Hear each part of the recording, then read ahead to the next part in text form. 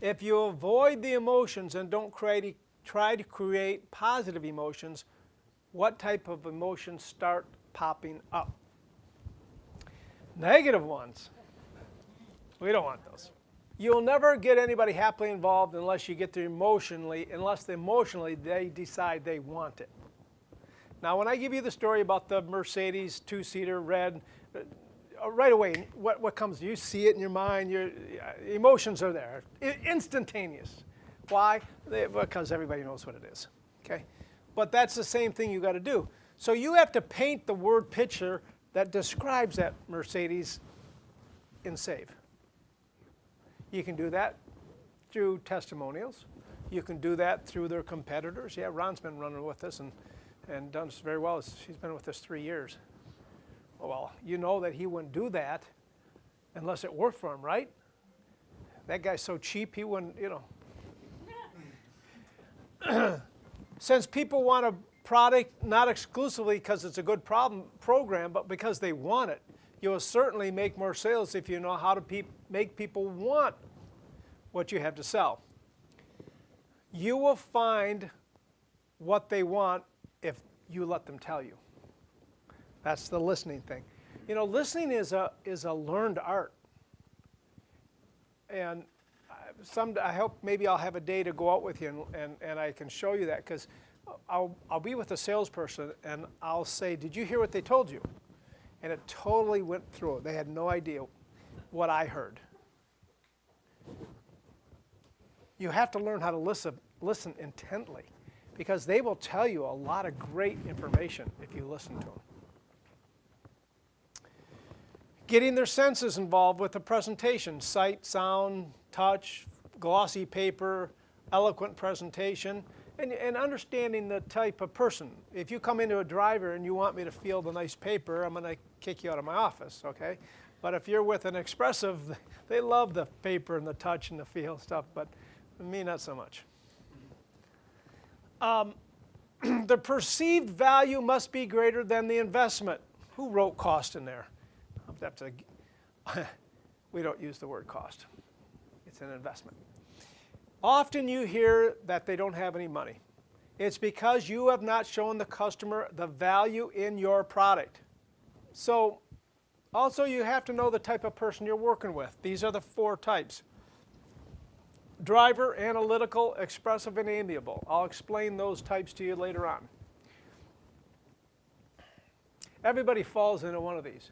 Now, some of them have they're a little bit mixed up and they might have 2 of them in them. Depends what day you show up. A Save-On realizes that from the moment they meet a person, they have to eliminate fear while they create emotions that are necessary to close the sale, backed up with logic of that decision to defend it. Remember, they're going to buy it emotionally, but then you got to be able to defend it. What allows you to do that? It's the questions you ask and the knowledge you have. If they think you really know what you're doing, they'll listen to you. Nick, you're a little younger. They might question if you've had the experience to be able, to consult them. You haven't been around long enough to be a consultant, have you? That's not true, though. You can win them over by expressing information that they don't know. I often say to these guys, everybody, first of all, drivers like me, we're all geniuses. First of all, I want to tell you that right now. We all know more than anybody else. If you've dealt with us, you understand that statement. I finally heard the definition of an entrepreneur. It's unreasonable conviction based on inadequate evidence. We know we're right, we just don't know why. But ask us, we'll tell you. Well, that's the same thing when you go to do their artwork. They want the layout, they want it to. I don't allow my customers to do what they want. And I'll say to them, if I came to you and told you how to put a roof on my house, you'd think I was crazy, wouldn't you? Well, then why are you telling me how to do my job? Why are you telling me how to lay this ad out? Let me ask you a question, Susan. If this doesn't work, are you going to blame you or me? Absolutely. So let me do what I think is going to work. But that's the confidence that you have to have when talking to these guys, because they're going to say, no, I want to run this. And in fact, I just saw this ad. I was going to make a comment, but I didn't want to. I think it's Larry. I don't want to hurt his feelings.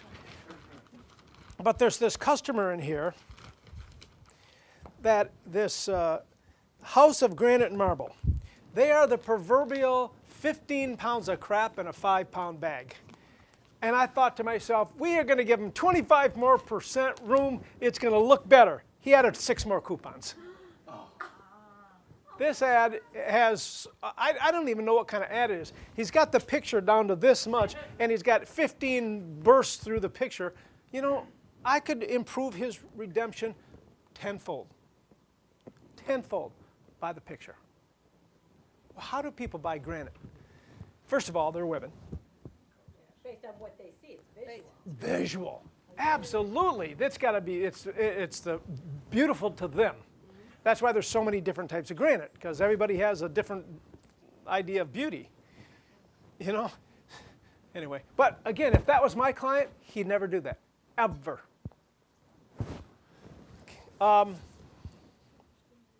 So, in order to create a positive emotion, we have to use word pictures. So try to expand your vocabulary. You know, these are just some: picturesque, creative, exciting, charming, inventive.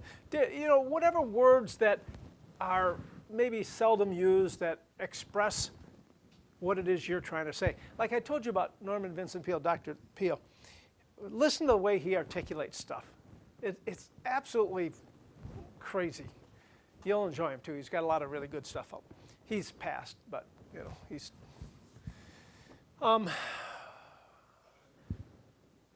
try to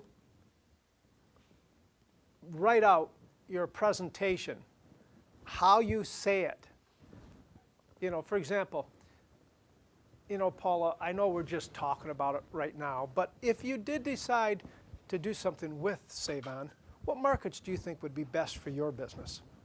I'm going to say it that way every single time. So instead of, well, I know you haven't bought anything yet, but if you were going to run, what ads, where do you think you'd want to put your ad? Well, you know, obviously that's the opposite extreme, but if you're someplace in between, move yourself to the eloquent side by rewriting it, taking time to write this all down. I wrote all this stuff. So, you know, and I've rewritten it 34 times in 27 years, 32 years. In many cases, it's not so much what you say, but how you say it.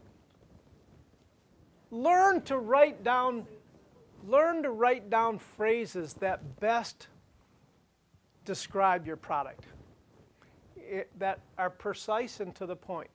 I'll show you what I'm talking about. As we go through this presentation over the next day and a half, you'll see a lot of those in what I've already done. You say it in the fewest number of words, and that's why you have to practice and memorize your presentation. Rejection words. These are things I'd like you to get rid of. And some of it just because you sound more professional. You know, instead of cost or price, make it the total investment. People like to invest, you know. And I didn't, you know, down payment, but I didn't sell. I got them happily involved. They didn't buy it. They owned it.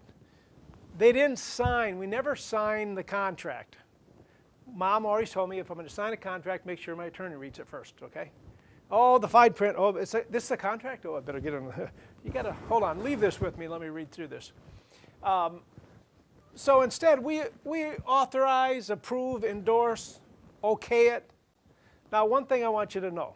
If you ask them, you take the paperwork and you ask them to okay it, make sure they write their name and not okay. I'm just saying, it's happened. And then pitch. I'm going to go down and pitch old Bob and I'm going to sell him an ad.